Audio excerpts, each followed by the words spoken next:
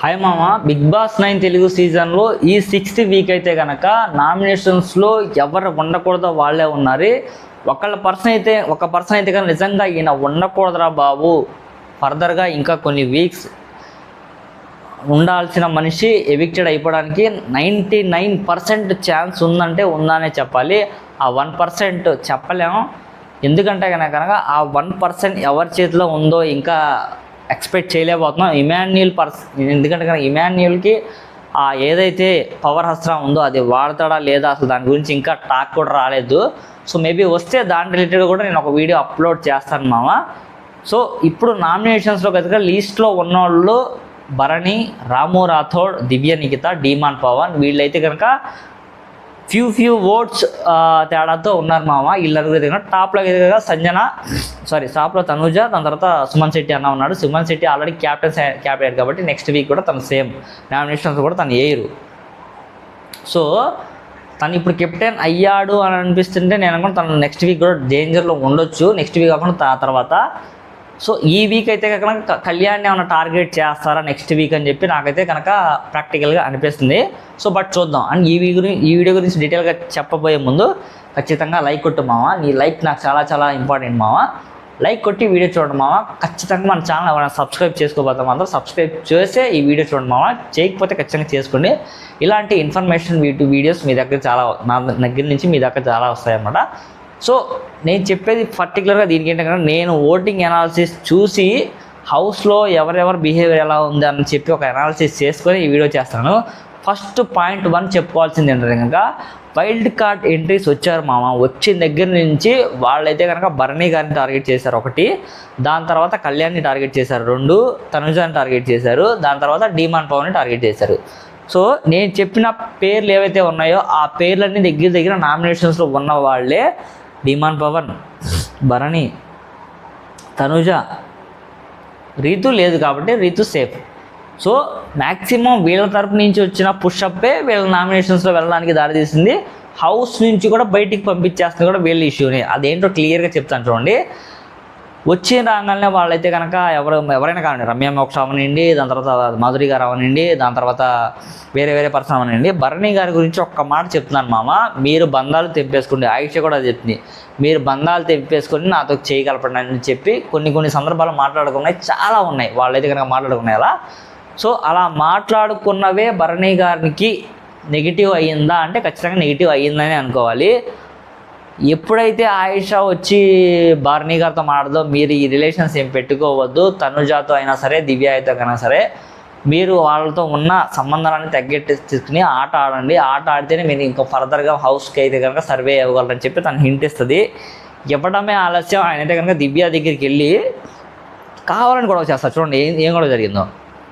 దివ్య దగ్గరికి వెళ్ళిపోయి రీతుతో నువ్వు ఎందుకు మాట్లాడుతున్నావు, అంత అవసరం ఏముంది, మాట్లాడిన సిటీ ఏముందని చెప్పి మనోడు కావాలని చెప్పి గొడవ వేసేసుకుంటాడు. అది నాకు నచ్చలా. ఇలాంటి కొన్ని ఇన్సిడెంట్స్లే మనకి చాలా నెగిటివ్గా ఫ్లిప్ అయిపోతాయి అనమాట. కొన్ని ఓటింగ్స్లో ఇవే మేజర్ డిసడ్వాంటేజ్ అవుతాయి అనమాట. సో వెళ్ళి మాట్లాడతాడు. నన్ను ఆల్రెడీ ఫస్ట్ నుంచి హేట్ చేస్తున్న వ్యక్తి, పెద్ద హౌస్లో నుంచి వెళ్ళిపోయిన వాళ్ళని నన్ను అన్నీ వెళ్ళిపోయిన వాళ్ళు నన్ను స్నేక్ అన్నారు, అదన్నారు, ఇదని చెప్పి నన్ను అన్న వాళ్ళని అందరూ వెళ్ళిపోయారు. సో భరణి గారిని అన్న వాళ్ళందరూ వెళ్ళిపోయారని చెప్పి మనోడు అంటే ఈసారి మనోడిని నెట్టేస్తారా ఈసారి అని అక్కడ క్వశ్చన్ రేజ్ అయిందనమాట. సో అక్కడ పాపం దివ్య నిఖిత గారు కూడా కొంచెం ఎమోషనల్ అయిపోతారన్నమాట. నేను ఫస్ట్ నుంచి మిమ్మల్ని నమ్ముతున్నాను, మీరేంటి ఎలా అని చెప్పి. అసలు దివ్య నిఖిత కూడా ఫుల్ ప్లాన్ అంతా ఆలోచించి భరణి గారిని ఫస్ట్ ప్లేస్లో పెట్టిందా, ఆయనతో ఉంటే మనం హైకైపోయి మనం ఆయన తొక్కేస్తా ఉండొచ్చు అన్న స్ట్రాటజికల్గా ఆలోచించిందా అని పెద్ద క్వశ్చన్ మార్కే. తనుజ కన్నా ఇంటెలిజెంట్ దివ్య నిఖిత అయితే కనుక, నిజంగా ఇంటెలిజెంట్ అమ్మ. వచ్చి రాగానే ఆయన టార్గెట్ చేసింది, ఆయన పక్కన ఈవిడ నుంచింది, మనోడిని తొక్కేసింది, ఈవిడ లేచిందని చెప్పి నాకైతే అనిపిస్తుంది. మీకు కూడా ఎవరికైనా అనిపిస్తే కామెంట్ రూపంలో ఖచ్చితంగా చెప్పండి, మిస్ అవ్వకుండా. ఓకేనా? ఓకే అయితే ఓకే అని చెప్పండి, నాట్ ఓకే అయితే నాట్ ఓకే అని చెప్పడమో నేనైతే యాక్సెప్ట్ చేస్తాను. సో భరణి గారు అయితే కనుక తన మీద సీరియస్ అయ్యారు. తను నన్ను డైరెక్ట్గా నామినేషన్స్లో పెడుతుంది, నిన్ను కూడా పెట్టింది, అలాంటి వాళ్ళతో నీకు ఎందుకు అని చెప్తాడు. సో అలా అని నేను అనుకోవట్లేదు కదా. నామినేషన్స్ దివ్య ఎక్స్ప్లెయిన్ చేస్తుంది. సో ఆట ఏనండి. ఆట అయిపోయిన తర్వాత సో అందరితో నేను ఫ్రెండ్లీగా మాడతాను, నేను అలాంటి పెట్టుకోను. గేమ్ పరంగా నామినేషన్కి వస్తే నేను అలాగే చూస్తాను. సో భరణి గారు అంటాడు, నేను అలా తీసుకొని నీకు ఇలా స్పోర్టీగా ఉండాలని చెప్పి సో ఇవన్నీ కాదులే నా గేమ్ నేను ఆడతా అని చెప్తాను. మీరేం చెప్తారు అల్టిమేట్గా మాతో ఉండని చెప్తున్నారా అని చెప్తాను అనమాట. ఈలోపే తనుజాని కూడా పిలుస్తారనమాట. తనుజ ఏమో ఎత్తుతుంది ఇమాన్యుయల్ టాపిక్ మీద అది ఇది అని చెప్పి తను అన్నింటిలో ఏలు పెట్టి మనం కలిసిచ్చాడు నాన్న, ఏదో ఇది వేరే రకంగా ఆడియన్స్కి పోర్ట్రేట్ అయింది, అందువల్ల వైల్డ్ కార్డ్ నుంచి వచ్చిన వాళ్ళు కూడా దాని ఆ మ్యాటర్లోనే కొంచెం హైక్ చేసి మాట్లాడారని చెప్పి తనుజ చెప్తుంది అనమాట. ఈ టాపిక్ ఇక్కడితో కట్ చేస్తే నెక్స్ట్ డేనే బర్నీ అలా వెళ్తూ ఉంటాడు, ఇమాన్యుయల్ అలా కూర్చొని ఉంటారనమాట. మీ కూతురుతో ఏకైపోతున్నావా బాబు అని చెప్పి ఏదో అలా ఫ్లోలో అంటాడు అనమాట. యాక్చువల్లీ బర్నీ ముందే చెప్పాడు ఇమాన్యుయల్ ఇలా అనవద్దు, బాండ్స్ ఇవన్నీ ఆపేసి అని చెప్తే అన్నాడు. మనోడు సారీ చెప్పుకుంటాడు. బట్ బర్నీ కూడా అనే విధానం ఏంటంటే కనుక అక్కడ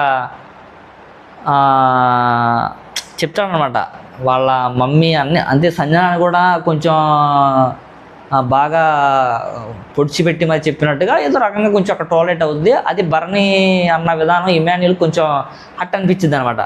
చెప్తాడు ఆన్ ది స్పాట్లో, అన్న నేను కావాలన్నా ఇదే అనలేదన్నా అని చెప్తాడు అనమాట. బర్నీగా వచ్చి తిరిగి మళ్ళీ మాట్లాడతాను అనమాట. అన్న మాకు ఎందుకు అంటే లేదన్న సారీ, నీకు కావాలైతే అనలేదు, నీ హట్ అయితే కనుక ఐఎమ్ రియల్లీ సారీ అని చెప్తాడు. అది ఖచ్చితంగా మనసులో పెట్టున్నాను ఇమాన్యుయల్. రాముతో కూడా క్లాస్ వచ్చింది ఇమాన్యుయల్కి అయితే కనుక.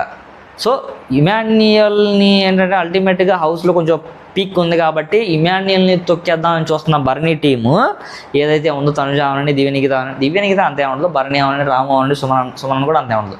సో వీళ్ళందరికీ క్లాస్ వచ్చేసినాయి. ఇదొక టీంలో అయిపోయినట్టు నాకైతే అనిపించింది. అసలు ఈ బాండ్స్ క్రియేట్ చేస్తున్న బర్నీని తీసేస్తే ఏ గోళ ఉండదురా బాబు అని చెప్పి బిగ్ బాస్కి అయితే కనుక ఒక క్వశ్చన్ మార్క్లో పడిపోయింది. అండ్ దట్టు ఏంటంటే కనుక వైల్డ్ కార్డ్ సెంట్రీ వచ్చిన వాళ్ళు కూడా బాండ్స్తో ఉన్న డిమాన్ పవన్ని దాని తర్వాత బర్నీ గారిని టార్గెట్ చేశారనమాట. సో ఇది అల్టిమేట్గా బర్నీ గారి నుంచి అయితే కనుక. ఇంకా డిమాన్ పవన్ అయితే కనుక ఆల్రెడీ మంచి గేమ్ ఆడుతున్నాడు. తనంటూ తన స్ట్రాటజికల్ అంటే ఎవరిని నేను బ్లేమ్ చేయకూడదు, నా సెల్ఫ్ సాటిస్ఫాక్షన్కి అన్ని విధాలుగా సాయశక్తిలా ట్రై చేస్తున్నాను అన్నాడు. మ్యాక్సిమం మనోడైతే కానీ అంతేం ఉండదు, సేఫ్. సో ఇక్కడ రాము రాథోడ్ ఖచ్చితంగా డేంజర్ జోన్లో ఉన్నాడని చెప్పి మనం అనుకోవాలి. తన యొక్క ఆట విధానం ఏం బాగాలేదు, మాట తీరు కూడా ఏం బాగా. సో తను ఇచ్చే ఎక్స్ప్లెనేషన్స్ కొన్ని చోట్ల తనకే బెడిసి కొడుతున్నాయి అన్నట్టుగా అనిపించింది అనమాట. సో కొన్ని పాయింట్స్ పెట్టే వాటి దగ్గర మనోడు పర్సనల్గా టార్గెట్ చేస్తున్నాడు అన్నట్టుగా అయితే నాకైతే అనిపించింది. సో ఆల్రెడీ సుమన్ అన్న టాప్, తనుజ టాప్, ఇంకా మిగిలిపోయింది బర్నియాన్ గురించి చెప్పాను. దాని తర్వాత రాము గురించి చెప్తున్నాను. Already Ramu what is what అని చెప్పి నేను చెప్పాను కదా. డిమాన్ గురించి కూడా చెప్పా. దివ్య నిఖిత గురించి మాట్లాడుకొని, దివ్య నిఖిత షీఈస్ ద ఖచ్చితంగా ఎక్సలెంట్ ప్లేయర్. ఆలోచించి స్టెప్ ఏంటి, మూవ్ ఏంటి, ఎవరిని కదిలిస్తే ఏమవుతుంది అని చెప్పి ఒక చదరంగంలో ఆడుతుంది అనమాట. చదరంగం తెలుసుగా మీకు, చెస్. ఏ రాజుని లేపినా, బంటుని లేపినా, మంత్రిని లేపినా, ఎవరిని ఏ టైంలో లేపాలి ఆలోచించి, దాని తర్వాత ల్యాడర్ అండ్ స్నేక్ గేమ్లో ఎవరిని ఏ టైంలో కాటేయాలి అని చెప్పి దివ్య నిఖిత కనుక సూపర్గా చదరంగం మీద ఆడుతుంది. ఇది చదరంగం కాదు, రణరంగం అయినా కూడా కొన్ని చోట్ల చదరంగ స్ట్రాటజీస్ ఖచ్చితంగా వర్క్ అవుతున్నాయని చెప్పి నాకైతే అనిపిస్తుంది. ఈ పాయింట్ ఆఫ్ వ్యూలో బర్నీ గారు బిగ్ స్నేక్ అయి కిందకు వచ్చేస్తారా, బిగ్ ల్యాడర్ అయి పైకి వెళ్తారో చూద్దాం. ఆయనదే మెయిన్ టాపిక్గా అలా ఉండిపోయింది. సో ఇప్పుడు వచ్చిన ఇన్ఫర్మేటివ్ అయితే ఇది. నెక్స్ట్ ఇంకో వీడియో కూడా చూస్తాను, ఎందుకంటే ఇది ఇంకా కన్ఫర్మ్డ్ అఫీషియల్ కాదు కాబట్టి ఇంతవరకు చెప్తున్నాను. అఫీషియల్ అయ్యాక మన టోన్ వేరేలా ఉంటుంది, దాంట్లో ఆ వీడియోలో దాని గురించి మాట్లాడదాం. ఓకేనా? Thank you so much, bye.